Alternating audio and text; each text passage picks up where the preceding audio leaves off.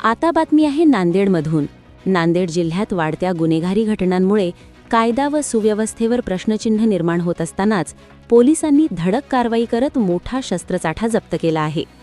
गुरुद्वारा परिसरातील एका घरावर छापा टाकून पोलिसांनी तब्बल 43 घातक शस्त्रे हस्तगत केली असून यामध्ये 31 तलवारी, 2 खंजीर आणि 10 चाकूंचा समावेश आहे।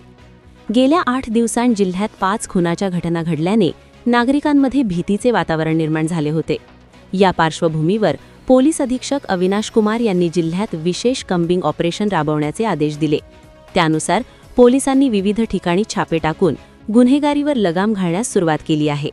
या मोहिमेअंतर्गत गुरुद्वाराजवळील संशयित घराची तपासणी केली असता मोठ्या प्रमाणात शस्त्रसाठा आढळून आला। पोलिसांनी तत्काळ हा साठा जप्त करून पुढील तपास सुरू केला आहे। दरम्यान गेल्या 4 दिवसात पोलिसांनी एकूण 88 गुन्हेगारांवर कारवाई केली असून ही मोहीम पुढील काळात अधिक तीव्र करण्याचा इशारा प्रशासनाने दिला आहे।